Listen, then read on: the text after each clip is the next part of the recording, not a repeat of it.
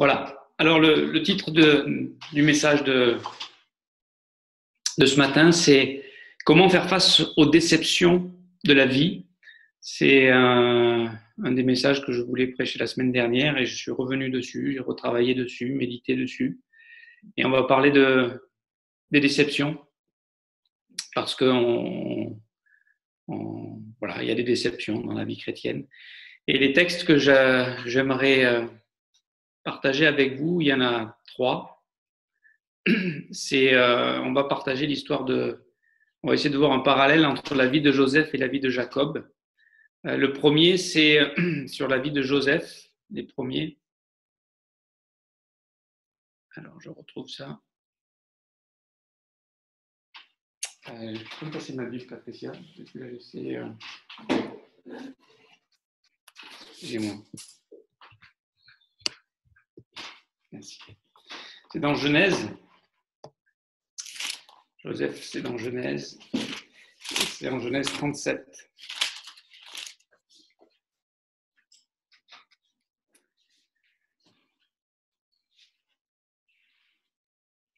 Au verset 5, il est dit « Joseph eut un songe, et il le raconta à ses frères qui le haïrent encore davantage. » Ça, c'est le premier verset. Et le deuxième verset, c'est à propos de Jacob, dans Genèse 47, un petit chapitre plus loin. Lorsque Jacob se retrouve face à Pharaon, et il doit donner un témoignage, en tout cas, certainement qu'il a pu peut-être donner d'autres choses, d'autres paroles, mais le Saint-Esprit, par Moïse, a retenu celle-ci. Et on peut dire que Moïse, il témoignait devant le plus grand des rois de l'époque. C'était comme un empire, l'Égypte à cette époque-là. Et donc, voici ce qu'il dit à Pharaon, ce que la Bible nous relate au verset 9. Il dit « Jacob répondit à Pharaon, parce qu'il lui demande quel est le nombre des jours des années de ta vie. Jacob répondit à Pharaon, donc c'est Genèse 47, versets 8 et 9. Jacob répondit à Pharaon, « Les jours des années de ma vie errante sont de 130 ans. Les jours des années de ma vie ont été peu nombreux et mauvais, et ils n'ont point atteint les jours des années de la vie errante de mes pères. » C'était Genèse 47, versets 8 et 9. Les jours des années de ma vie ont été peu nombreux et mauvais. C'est pas ce qu'on peut dire le meilleur témoignage d'un chrétien, d'un croyant vis-à-vis d'un non-croyant, n'est-ce pas? Les jours des années de ma vie ont été peu nombreux. Alors on va voir un peu pourquoi Jacob peut-être a fait cette confession à ce moment-là, et on va voir aussi qu'est-ce qui s'est passé après par la suite. Donc je reviens un petit peu sur mes notes. Excusez-moi.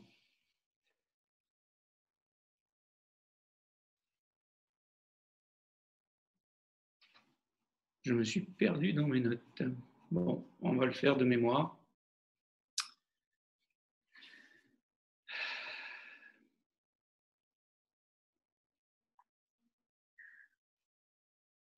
De mémoire, excusez-moi. Je ne retrouve pas le passage. Mais c'est le passage de Genèse 37 avec Joseph. L'idée, c'est ça. Joseph a un songe, a un rêve. Dieu lui fait voir l'avenir, un peu de ce qui va lui arriver, n'est-ce pas? C'est un jeune croyant, il est adolescent, il a peut-être 17 ans par là, et Dieu lui révèle un petit peu l'avenir de ce qu'il va faire avec sa vie. Et c'est merveilleux ce qu'il va faire avec sa vie, parce il semble, dans ce rêve, dans Genèse 37, il semble qu'il va dominer sur ses frères, ils vont venir se prosterner devant lui, même son père, sa mère, tout le monde va venir se prosterner devant lui. Donc, c'est déjà qu'il y avait une jalousie latente entre les frères, difficile à vivre au quotidien. On voit la haine même qu'ils ont vis-à-vis de lui et tout le plan qui va s'accomplir. Mais dans le psaume 105, quand Joseph fait ce rêve, il peut s'imaginer, ça va être merveilleux. Le Seigneur son père vient juste de lui donner une robe, la robe de multicolore, la robe de chef, la robe de celui qui dirige.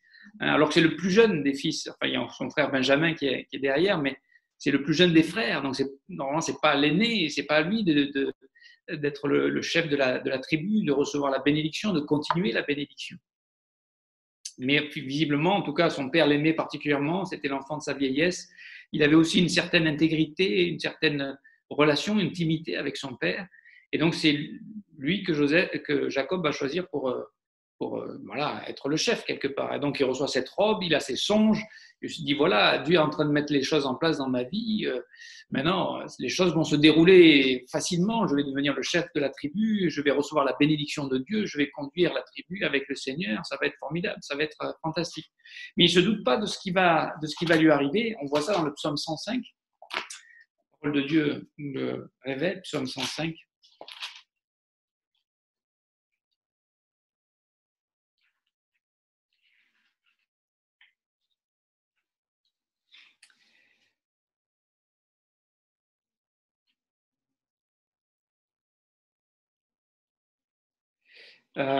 Il appela, alors voici le plan de Dieu, verset 16, il appela sur le pays la famine, il coupa tout moyen de subsistance, il envoya devant eux un homme, Joseph, fut vendu comme esclave, on serra ses pieds dans les liens, on le mit au fer, jusqu'au temps où arriva ce qu'il avait annoncé, où la parole de l'Éternel l'éprouva.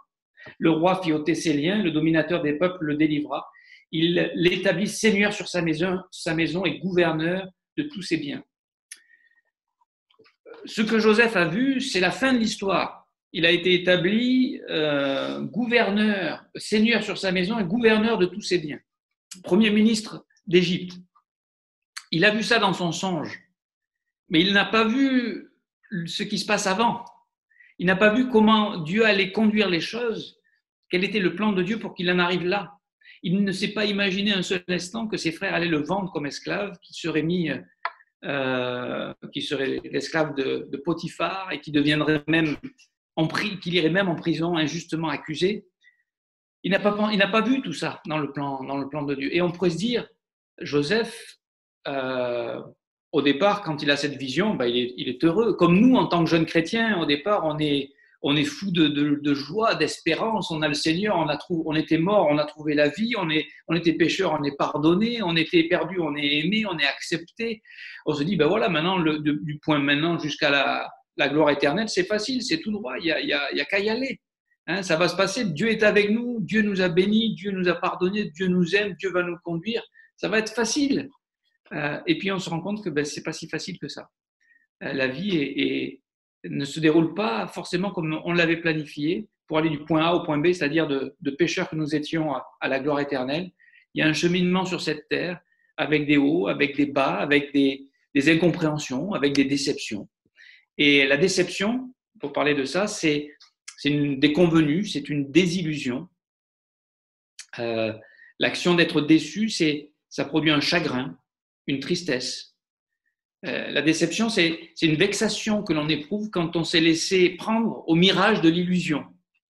Je redis ça, c'est une définition que j'ai trouvée. Hein. C'est la vexation que l'on éprouve quand on s'est laissé prendre au mirage de l'illusion.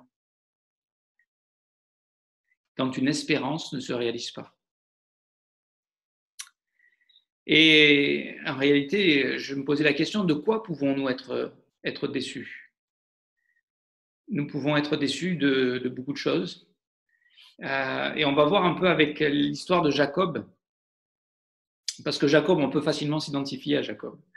Et donc, dans l'histoire de Jacob, on peut voir qu'il a été peut-être déçu des autres. Peut-être il a été déçu de ses fils. On voit qu'en Genèse 37, ils avaient des propos, des mauvais propos, il y avait des jalousies, des tensions, déçus de leur choix peut-être. Certains voilà, se sont mariés avec des femmes étrangères, Judas et Siméon, déçus des tensions qu'ils avaient, de la haine qu'ils avaient peut-être pour Joseph. On peut être déçu des autres, n'est-ce pas? Et en tant que chrétien, on peut être déçu facilement voilà, peut-être de frères et sœurs dans l'église. Ils ont fait ça, tu te rends compte, c'est des frères et sœurs, ils ont osé parler comme ça, ils ont osé agir comme ça. Du pasteur, on peut être pas content avec le pasteur. Oui, s'il était ceci, s'il était cela, s'il était plus ceci ou moins cela. S'il prêchait moins ceci, et ça me dérange. On peut être déçu déçu de, voilà, de voir quelqu'un dans la chair. Mais on a tous une chair, n'est-ce pas? Et la Bible nous encourage à ne pas nous connaître selon la chair. Donc, il faut faire attention à ça. Jacob a été déçu voilà, peut-être de Laban, de la façon dont Laban l'a traité. Peut-être déçu de la façon dont son père, Isaac, ne voyait pas que c'était lui qui devait avoir la bénédiction. Et Isaac était aveugle, il voyait qu'il voulait donner la bénédiction à Ésaü, il a dû voler la bénédiction. Il avait acheté le droit d'aînesse, mais il a dû voler la bénédiction. Donc, déçu face peut-être aux circonstances. Voilà, il y a une famine qui arrive. Hein, ça, c'est un autre point. On est déçu par rapport aux autres, mais on est déçu des circonstances de notre vie. Pourquoi une famine? Pourquoi un problème? Pourquoi une difficulté? Pourquoi est-ce que Dieu permet ça dans ma vie? Pourquoi est-ce que Dieu a permis le décès de Pasteur Luigi? Mais on a prié avec Isabelle. On était là quand ils essayaient de le réanimer. On a demandé au Seigneur. Et c'était, voilà, pour le Seigneur, c'était rien à faire de le ranimer. Hein, il y avait les médecins, il y avait tout ce qu'il fallait pour ça. Sauf que le Seigneur avait un autre plan. Donc les circonstances, pourquoi est-ce que Dieu envoie cette famine? Voilà, pourquoi est-ce que Dieu envoie cette famine? Sur le moment, ils ne comprennent pas pourquoi Dieu envoie cette famine. C'est après qu'on comprend. Pourquoi est-ce que Dieu envoie ces circonstances? Sur le moment, on ne comprend pas. Et on peut être déçu de ce que Dieu permet ces situations. Et il faut juste faire attention parce qu'après, on comprendra. Sur le moment, on ne comprend pas toujours pourquoi Dieu fait ça. On est déçu peut-être, comme Jacob, par rapport aux souffrances qu'on traverse. Les circonstances, les autres, les circonstances, les souffrances. Lui, il a perdu son fils. En tout cas, il croit avoir perdu son fils. Parce que c'est le témoignage qu'on lui donne de ses autres fils qui ont en fait vendu Joseph. Et heureusement, ils ne l'ont pas tué, ils l'ont vendu. Donc, il vit toujours. Eux le savent, mais Jacob, lui, il croit qu'il a été tué par une bête féroce. Il a été déchiqueté, déchiré par un lion, peu importe, un animal féroce de l'époque. Et donc, pendant plus de 20 ans, il va vivre le deuil de son fils Joseph. Des souffrances tragiques, un mensonge. Donc, il peut être déçu par rapport à, derrière, face à ces souffrances, et il est déçu, on va en arriver au point, on est déçu de Dieu, n'est-ce pas? On est déçu du plan de Dieu, on est déçu des voies de Dieu, on est déçu des provisions de Dieu, on est déçu de la fidélité de Dieu, on est déçu, il faut mettre les mots sur les choses, on est déçu. Mais avant d'arriver à Dieu, il y a une autre personne avec qui on est déçu. Et c'est peut-être le pire. On est déçu de nous-mêmes. Peut-être que Jacob prend conscience, au fur et à mesure du temps qui se déroule, d'avoir été peut-être la cause par son manque d'implication vis-à-vis de l'instruction de ses fils, vis-à-vis de ses jalousies entre ses femmes et de la situation dans laquelle il s'est retrouvé avec Léa, avec Rachel. Et il prend conscience qu'il est la source du problème en réalité, de sa propre famille. C'est lui qui a alimenté cette jalousie, c'est lui qui a mené la cause à son ami, la mort prématurée de son fils Joseph. Donc on peut être déçu de nous-mêmes, n'est-ce pas? Donc des sujets de déception, il y en a, non, ils sont nombreux. Et derrière tout ça, en réalité, ça ce sont les choses un peu visibles, concrètes, réelles, mais derrière tout ça, on est déçu de Dieu. Alors comment et pourquoi pouvons-nous être déçus de Dieu? Jacob, lui, il a acheté le droit d'aînesse et il a volé la bénédiction d'Ésaü. Il avait, et ça c'était une bonne chose quand même, le désir d'être béni par Dieu. Et c'est une bonne chose de désirer d'être béni par Dieu. Mais il a manipulé son père, il a manipulé les circonstances pour recevoir la bénédiction au lieu de faire confiance à Dieu, de croire que Dieu allait accomplir son plan envers lui. Et au lieu d'attendre que Dieu agisse en sa faveur, il a essayé d'arranger les choses. Et nous, on essaye toujours d'arranger les choses pour notre mieux. On essaye de manipuler les situations, les circonstances. Et en fait, nous sommes facilement déçus par Dieu parce que son plan est souvent différent du nôtre. Le plan de Dieu, nous, c'est pas compliqué, le plan de Dieu. Il va nous bénir tous les jours, il va pourvoir dès qu'on demande quelque chose. S'il y a un problème, il va l'enlever. S'il y a une difficulté, une circonstance qui ne nous plaît pas, Dieu va résoudre le problème tout de suite. Enfin, je veux dire, c'est simple, notre plan. C'est que nous, on ne comprend pas que Dieu permette des épreuves et nous laisse même faire des erreurs. On ne comprend pas les voies de Dieu et ni les pensées de Dieu. Et c'est normal. La parole de Dieu nous le rappelle dans Ésaïe 55, verset 8, car mes pensées ne sont pas vos pensées, vos voix ne sont pas mes voix, dit l'Éternel. Autant les cieux sont élevés au-dessus de la terre, autant mes voix sont élevées au-dessus de vos voix et mes pensées de vos pensées. Donc le plan et le dessein de Dieu, c'est pas tout à fait le nôtre. Parce que nous, lorsqu'on a notre idée sur ce qu'est la bénédiction de Dieu, et elle sous-entend des choses au fond de nous. Par exemple, on ne doit pas souffrir. Nous ne devons pas, surtout il ne faut pas souffrir. On est béni de Dieu, donc on ne peut pas souffrir. On ne peut pas être malade. On ne peut même pas mourir presque. Si on est béni par Dieu, on ne doit pas mourir. Et en réalité, on va mourir physiquement, mais la mort n'est qu'un passage. Notre frère Pasteur Luigi, il est passé dans l'autre royaume, c'est tout. Alors bien sûr, pour nous, c'est difficile parce qu'il n'est plus présent, on ne le voit plus, on n'a plus la communion avec lui comme on l'avait. Mais un jour, on va la retrouver avec le Seigneur, bien évidemment. Mais dans notre idée, la bénédiction, c'est on ne doit surtout pas souffrir. On ne doit pas subir d'injustice non plus. Ah non, on est enfant de Dieu, donc on ne peut pas subir d'injustice. Et puis, on doit réussir dans tout ce qu'on entreprend. C'est normal, puisque Dieu nous bénit, Dieu est avec nous. Il faut réussir, tout ce qu'on fait, ça doit réussir. On doit triompher de nos ennemis. D'accord? Alors, voilà, on doit triompher peut-être du péché qui domine sur nous. La maladie, ça ne nous connaît pas, nous. Et puis aussi, enfin, on doit prospérer financièrement. C'est la bénédiction, c'est évident, on doit prospérer. Hein? Voilà un peu ce qu'on a de l'idée de la bénédiction de Dieu et du plan de Dieu. Mais le plan que Jacob s'était imaginé de la bénédiction qu'il désirait tant, c'est pas tout à fait à dérouler comme il avait prévu, ni même pour Joseph, et ni même pour chacun d'entre nous. Peut-être qu'au départ, on rêvait, voilà, moi je me souviens quand je me suis converti, je rêvais d'être, Hudson Taylor, William Carey, peut-être on rêvait de transformer le monde, de convertir le monde, et puis les choses peut-être ne se passent pas comme on l'avait imaginé, et que c'est plus compliqué que ça, que nous on est compliqué aussi.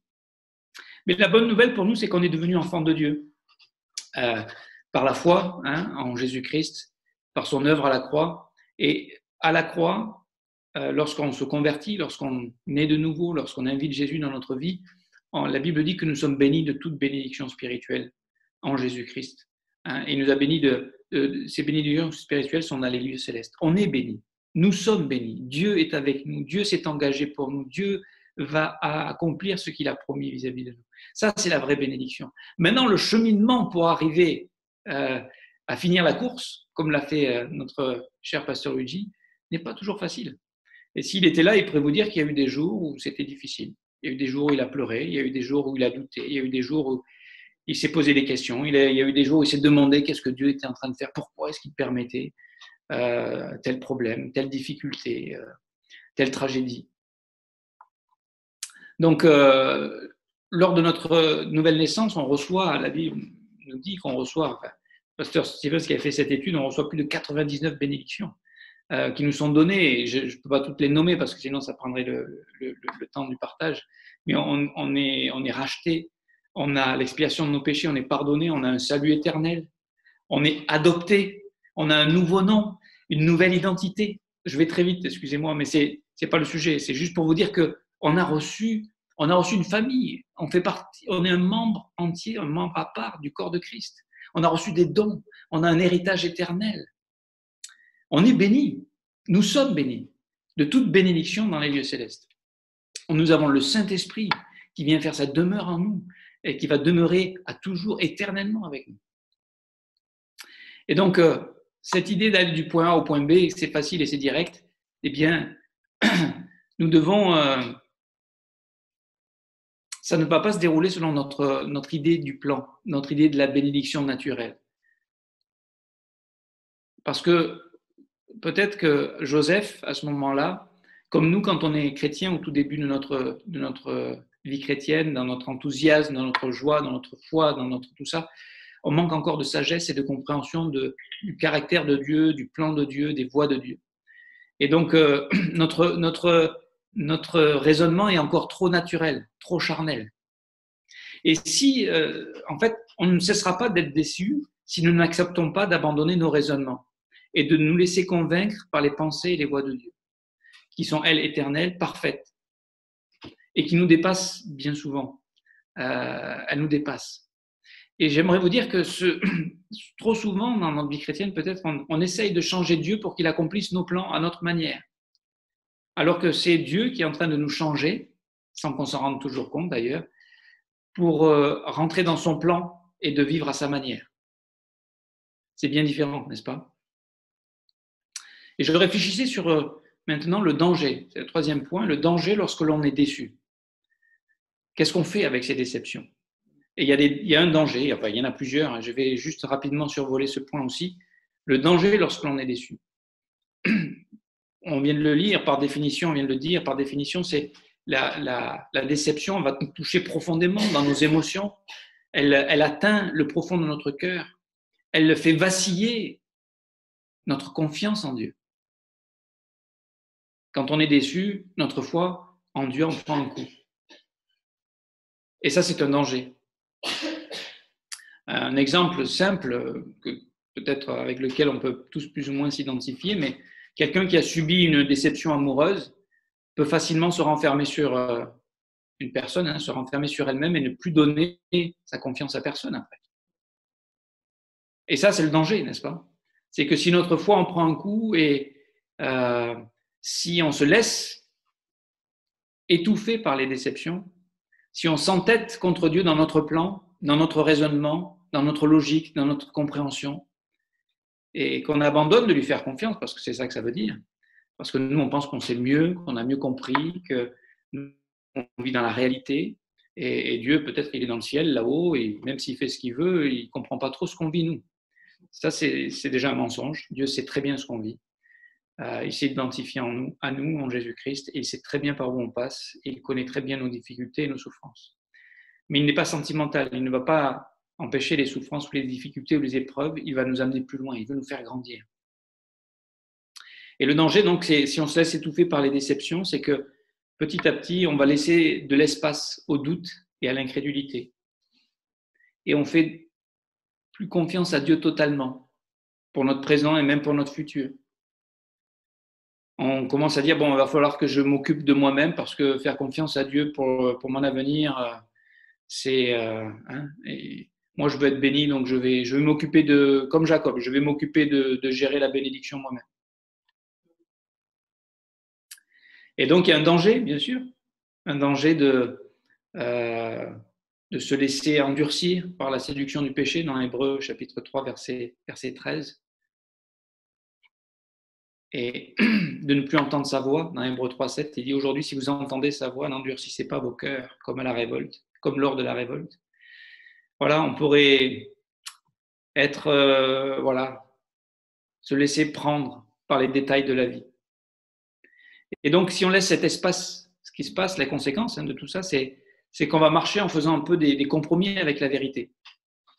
Et quand on fait des compromis avec la vérité, avec la parole de Dieu, si ce n'est plus vraiment totalement la parole de Dieu, si on ne peut plus vraiment faire totalement confiance à Dieu, ben, ça veut dire qu'il faut qu'on reprenne les choses en main, n'est-ce pas?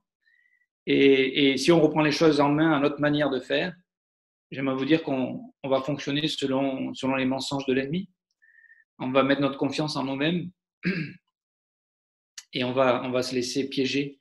On risque de devenir même désabusé. Et tragiquement, peut-être la limite de ça, c'est le cynisme. On ne vit plus par la foi dans ce que Dieu nous a déjà montré. On reprend les choses en main. On reprend notre vie en main petit à petit.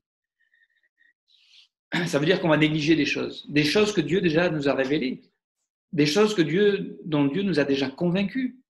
On va par exemple négliger la parole. On ne va plus se garder dans la parole. Alors, oui, on a toujours la Bible, elle est là sur notre table de nuit, bien sûr, mais voilà, peut-être qu'on l'ouvre plus. Peut-être qu'on va même plus trop l'écouter, la parole, parce que voilà, il faut qu'on s'occupe de vivre, voilà, de survivre, de trouver des moyens. On n'a plus le temps pour écouter la parole de Dieu. Ou on ne prend plus le temps pour écouter la parole de Dieu. Parce que elle a moins, voilà, on n'y fait pas vraiment confiance à Dieu. Donc voilà, on ne va pas perdre de temps à l'écouter si on ne lui fait plus vraiment confiance. Peut-être aussi que voilà, vis-à-vis de l'Église, vis-à-vis du corps de Christ, ben, on prend un peu de recul. Hein, on a d'autres choses à faire. Maintenant, on a d'autres choses importantes. Il faut qu'on gère notre vie, il faut qu'on règle les problèmes, il faut qu'on soit dans le concret, dans le réel. Après aussi, on néglige la prière. Bien sûr, puisqu'on notre confiance en Dieu, bah oui, mais on peut demander à Dieu, mais j'ai déjà demandé, il n'a pas répondu, donc je vais m'en occuper. Hein, c'est un peu nos raisonnements, c'est très basique, c'est très humain, et on lutte tous avec ça, plus ou moins. Après, évidemment, notre cœur étant refroidi, vous imaginez bien qu'on va négliger l'adoration et la louange. Et on va aussi négliger de cultiver la reconnaissance. Notre perspective devient très terrestre, très naturelle, très maintenant, sur l'instant. Et on perd de vue ce que Dieu a fait et ce que Dieu est en train de faire. On perd la vision de pourquoi Christ est allé à la croix et ce qu'il a accompli pour nous, et ce qu'il nous a offert et les bénédictions dont il nous a bénis. On n'a plus du tout ça en vue. Ça s'est éloigné parce qu'on a laissé de l'espace, malheureusement. Et puis, un des points encore la conséquence de tout ça, hein, c'est qu'on ne persévère plus dans l'évangélisation. Voilà, ça c'est fait pour les professionnels, pour le pasteur, pour quelques fadas, mais nous, c'est pas notre tasse de thé. Nous, on a d'autres choses à faire. Et pourtant, c'est les choses que Dieu veut. Vous pouvez lire dans 1 Thessaloniciens chapitre 5, versets 14 à 21, si vous voulez noter la référence. Mais toutes ces choses, c'est ce que Dieu nous propose de vivre. C'est le chemin qui, lui, dans lequel il nous attend, dans lequel la bénédiction nous attend. La bénédiction de Dieu, pas la bénédiction à notre manière. Et puis, ce qui est tragique, et le danger dans lequel on s'enferme, c'est de ne plus attendre que Dieu accomplisse ses promesses. Puisqu'on a perdu cette confiance en Dieu, on n'attend plus qu'il accomplisse ses promesses. On n'est même plus capable de penser qu'il est en train d'accomplir ses promesses, malgré le fait que nous, on a déraillé dans notre foi, et dans notre cœur, dans nos pensées, dans nos raisonnements. Et nous, on a été sauvés, voilà, par le Seigneur Jésus de l'enfer. On a reçu le Saint-Esprit et maintenant on attend le ciel. Mais en attendant que le ciel arrive, on vit ici-bas comme dans le désert, hein, comme les Égyptiens, comme les Israélites sortis d'Égypte, ils ont vécu 40 ans dans le désert, alors qu'il y avait la terre des promesses qui était à 11 jours de chez eux. Mais ils n'ont pas voulu entrer, ils n'ont pas cru, ils n'ont pas fait confiance à Dieu. Alors, bien sûr que la bénédiction finale, elle est au ciel. Mais, et Dieu nous a donné pour ça l'assurance avec les arts de l'esprit. Hein, on a le Saint-Esprit en nous. Donc, il a déjà donné une confirmation qu'on va vivre ça. Mais déjà, dès à présent, on peut vivre la bénédiction. On peut vivre comme Pasteur Loggi a vécu, par la foi. On peut connaître le Seigneur, faire connaître le Seigneur, être reconnaissant, être joyeux comme il l'était. On peut vivre et persévérer avoir le même feu que lorsqu'on s'est converti, de vouloir parler du Seigneur tout le temps, comme pasteur Pierre et Cathy, de vouloir communiquer l'amour de Dieu, de vouloir le partager. Alors avec sagesse maintenant, bien sûr, on a grandi, Dieu a fait son œuvre dans notre cœur. Et ça, c'est le plan de Dieu, n'est-ce pas? C'est de continuer à vivre ces choses-là et de trouver la vie dans ces choses-là. Et pas de se tromper, de chercher la vie dans ce que ce monde nous propose. Ce monde se perd, ce monde ne sait pas où il va, il ne connaît pas sa droite de sa gauche. Et donc la tragédie, c'est de ne plus voir que Dieu, malgré notre faiblesse, nos péchés, accomplit son plan de grâce envers nous. Parce que, oui, Jacob, pendant 20 ans, a cru que son fils était mort. Oui, pendant 20 ans, il a vécu dans la tristesse, dans le désarroi, dans la déception, dans l'incompréhension, dans le doute, dans la crainte. Oui, il ne comprenait pas pourquoi la famine maintenant arrivait. Oui, il ne comprenait pas pourquoi maintenant Siméon, son fils, était aussi retenu prisonnier en Égypte. Oui, il ne comprenait pas et tout ça, il disait, c'est ma faute encore, ça retombe sur moi. Hein, pourquoi? Il pensait à la faute de ses péchés. Alors bien sûr qu'il y a des conséquences à nos péchés, mais nous pouvons dire que notre Dieu nous a bénis. Et donc la malédiction, c'est Christ qui l'a prise à la croix. Alors, nous vivrons certaines conséquences face à nos décisions. David, face à son péché avec Bathsheba, a eu des conséquences tragiques dans sa vie.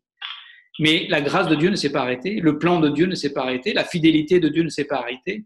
Dieu a continué de préparer, de façonner et de travailler le cœur et de David et de Jacob et de Joseph. Alors, pour terminer, comment faire face à la déception? dans la vie que nous pouvons traverser. Quelques points très rapidement. Et juste avant ça, juste pour dire une chose par rapport à Jacob. C'est dans le chapitre, dans Genèse.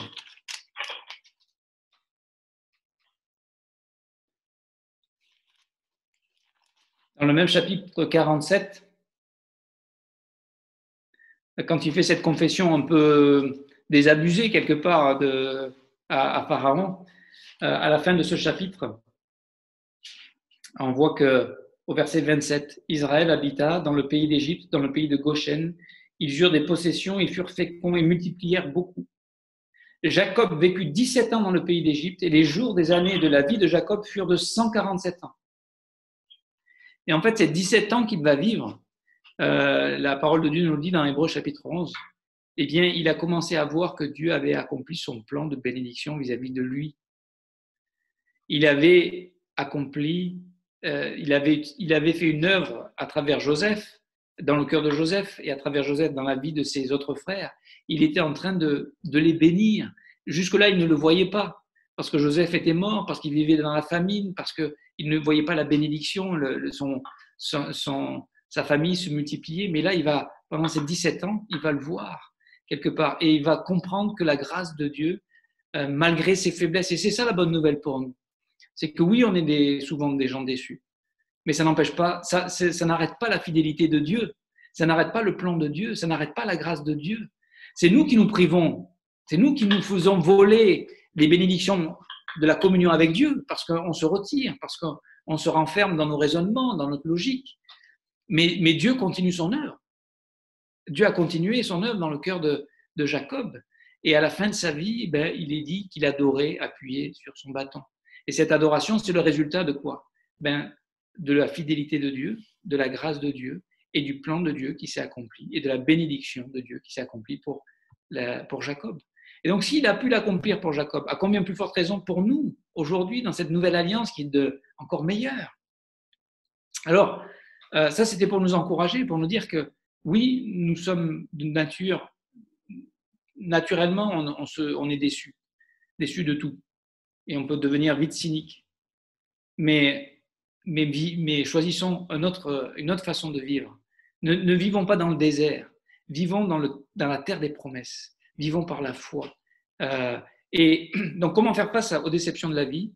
Donc, la première chose, c'est de prendre garde à notre propre cœur et à nos propres raisonnements. Parce que l'orgueil est tapi en chacun d'entre nous et la rébellion est sous-jacente. Et c'est là les vrais problèmes, en réalité. Et c'est ce que Dieu est en train de traiter au profond. Et c'est des dangers qu'il ne faut pas sous-estimer. La Bible dit qu'on ne doit pas mettre notre confiance en nous-mêmes. Jérémie 17,5, maudit soit l'homme qui se confie dans l'homme. Donc, il y a un danger de s'appuyer, d'arrêter de s'appuyer sur la parole de vérité et de commencer à s'appuyer sur nos raisonnements, sur notre logique, sur nos capacités, sur nos dons, sur qui on est, sur notre personnalité, et de mettre notre confiance dans notre intelligence. On a besoin de Dieu. Et c'est pour ça que la parole de Dieu nous dit en Proverbe 4, 23, « Garde ton cœur plus que toute autre chose, car de lui viennent les sources de la vie. » Et donc, ce qu'on a besoin de comprendre, c'est que Dieu est en train de travailler dans notre cœur ce qu'on appelle l'humilité. Elle n'est pas naturelle. Dieu seul est humble. Mais il travaille ça dans notre cœur. Parce que la Bible dit qu'en Proverbe 18, 12, « Avant la ruine, le cœur de l'homme s'élève. » D'accord, le cœur de l'homme orgueilleux, il s'élève, il pense qu'il a raison, il pense qu'il tient les choses dans ses mains. Mais c'est la ruine qui l'attend. Avant la ruine, le cœur de l'homme s'élève. Mais l'humilité précède la gloire. Avant que Joseph puisse être le Premier ministre, il a dû passer par ce cheminement qu'il n'avait pas prévu, que nous n'avons pas prévu, mais dans lequel Dieu a été fidèle. Et dans lequel, et c'est ça la clé un petit peu, c'est que Joseph, on pourrait dire qu'il avait un rêve. Dieu lui a donné des rêves, il lui a donné une vision de ce qui va se passer. Eh bien, il s'est accroché à ses rêves. Il s'est accroché aux promesses de Dieu. Et quand les circonstances étaient contraires, quand il a été vendu par ses frères, quand il s'est retrouvé esclave chez Potiphar, qu'est-ce qu'il a fait? Il aurait pu dire, c'est fini, non, c'est râpé, peut-être que je me suis trompé, peut-être que c'était pas Dieu, j'en sais rien. Et bon, je vais me débrouiller tout seul maintenant, de toute façon, je suis tout seul. Et non, il a continué de faire confiance à Dieu. Et donc, la clé dans la vie de Joseph, c'est qu'il ne s'est pas laissé déstabiliser par cette des situations et des circonstances qui étaient contraires au projet, au plan que Dieu lui avait révélé. Donc ne nous laissons pas effrayer lorsque les circonstances, lorsqu'on échoue peut-être, lorsque quelqu'un nous trompe, ou il y a une injustice vis-à-vis de nous. C'est la vie, ça. C'est la vie ici-bas. Mais Dieu a triomphé de tout ça. Christ à la croix a triomphé de tout ça. Et nous, ce qu'on doit faire, c'est continuer de croire. Et c'est ce que Joseph a fait, c'est qu'il a continué de mettre sa confiance en Dieu. Et au lieu de se laisser dominer et enfermer dans ses raisonnements, dans cette plainte, comme le rappelait pasteur Jean-Paul, on peut facilement se plaindre de tout. Au lieu de se laisser enfermer dans tout ça, il a amené Dieu dans tout ça. Il a laissé Dieu élever ses pensées. Et au lieu de se renfermer sur lui-même, il a grandi, il s'est appuyé sur Dieu. Et ces champs de foi qu'il a créés autour de lui, eh bien, ont révélé que Dieu était avec lui. Et que même dans la prison, même esclave chez Potiphar, même dans une injustice, Dieu était toujours avec lui. Et c'est ce qui compte en réalité. C'est ça les bénédictions spirituelles dont nous avons été bénis dans les lieux célestes. C'est que Dieu est pour nous, c'est que Dieu est avec nous. Oui, il permet la difficulté, oui, il permet l'épreuve, oui, il permet l'injustice, mais il nous fait triompher. Donc, ne nous laissons pas déstabiliser par ce que nous voyons, par ce que nous entendons, par ce que nous expérimentons.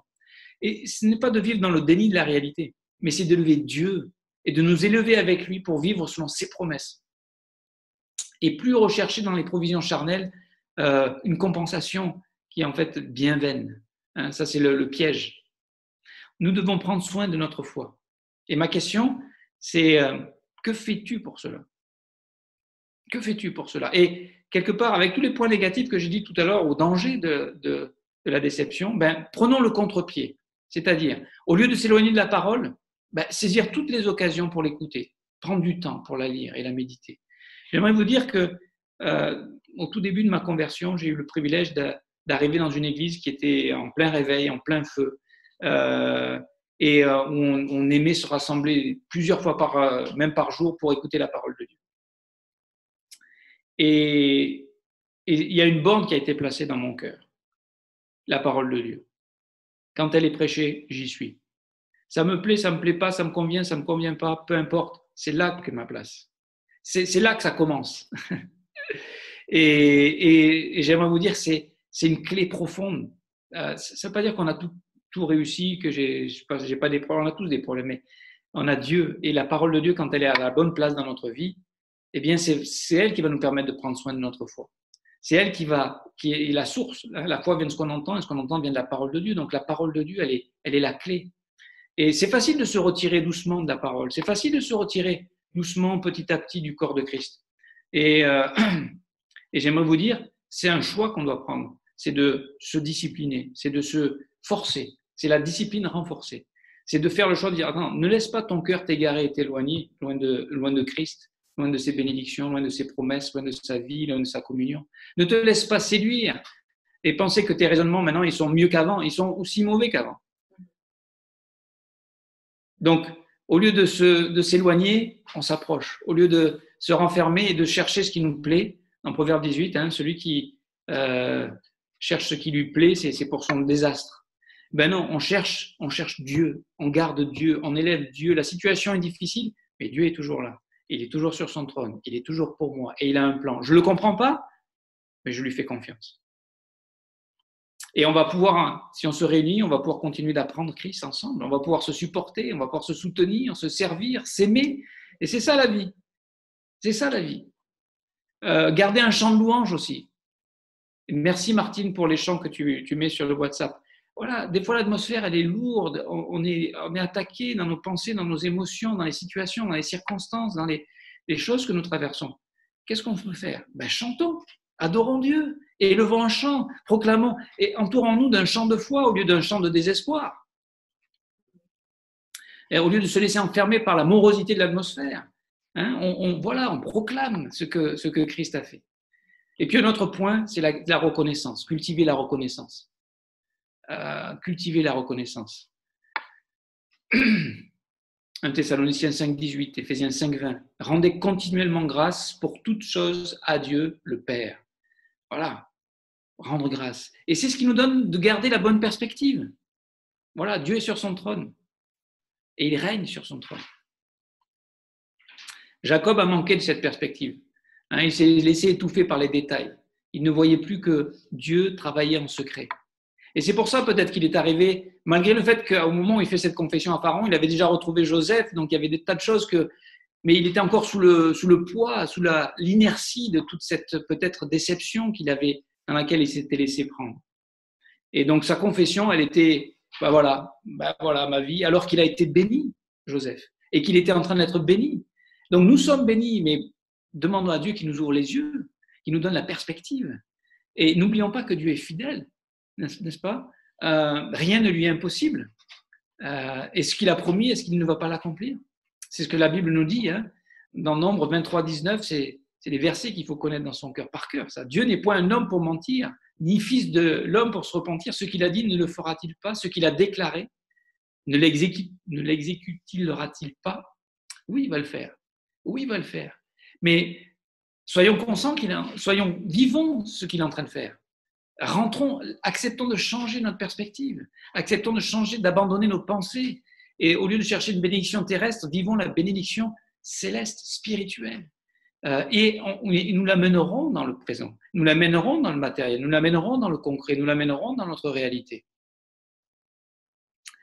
1 Corinthiens 9, Dieu est fidèle, lui qui vous a appelé à la communion de son Fils Jésus-Christ, notre Seigneur. Waouh! Dieu, il est fidèle. Dieu, il est fidèle. Dans Genèse 18, 14, y a-t-il rien qui soit étonnant ou trop difficile de la part de l'Éternel? En Darby, c'est trop difficile. Il n'y a rien qui soit trop difficile. Donc ne désespérons pas, les amis. Jacob a eu une vieillesse merveilleuse. Il a vu que Dieu avait accompli. Et aujourd'hui, j'imagine que Pasteur Luigi est en train de voir tout ce que Dieu a accompli dans sa vie. Et lui, il n'a pas fait la confession de Jacob, qu'il a eu une vie, ses jours, des années de sa vie ont été peu nombreux. Pourquoi il pense qu'ils sont peu nombreux? Parce qu'à ce moment-là, il pense que Dieu n'a pas eu assez de temps dans sa vie pour accomplir toutes ses promesses.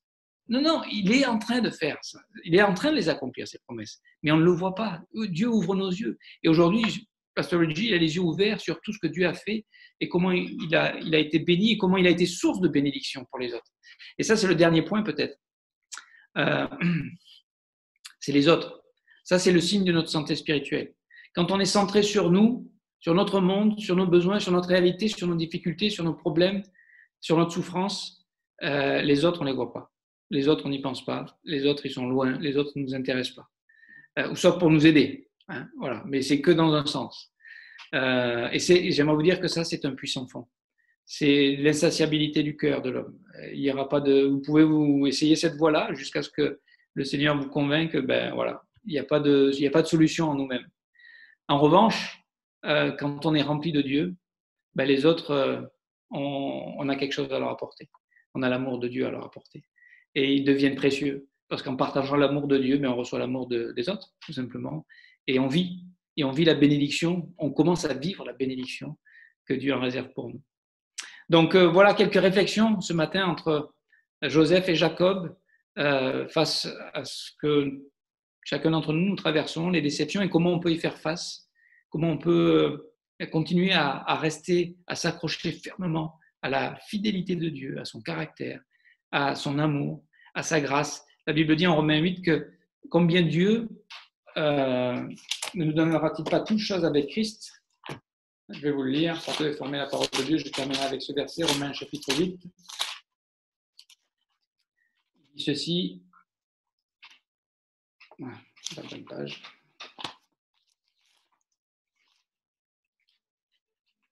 Romains chapitre 8.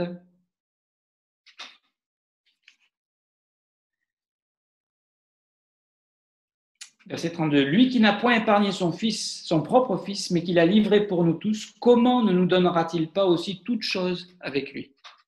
Romains 8, 32.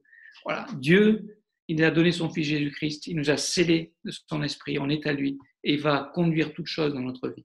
Et heureusement, parce qu'on va échouer, on va se tromper, mais Dieu patiemment est en train de nous instruire, est en train de nous apprendre, est en train de nous faire grandir dans l'humilité pour qu'on se place dessous lui, pour qu'on fasse confiance totalement à sa parole, parce qu'elle est digne de confiance, pour qu'on le suive et pour qu'on découvre l'amour et qu'on vive déjà l'amour de ce que on vivra dans le ciel, de ce que Pasteur Luigi est en train d'expérimenter, de voir. Et je veux dire, il éclate de joie et d'explosion. Il pourrait être, voilà, il n'aurait pas les mots pour nous dire tout ce qui nous attend là-haut. Alors commençons à le vivre dès à présent, parce que si on veut honorer des hommes comme lui, c'est pas du blabla qui nous dit d'avoir, c'est d'avoir des vies qui sont en accord avec ce que Jésus nous propose. Et c'est merveilleux, cette vie-là. C'est la vie chrétienne, normale, avec des pleurs, avec des larmes, mais avec une consolation et un Dieu de toute consolation qui est en train de faire une œuvre extraordinaire dans chacun de nous. Voilà, que Dieu vous bénisse. Merci pour votre écoute.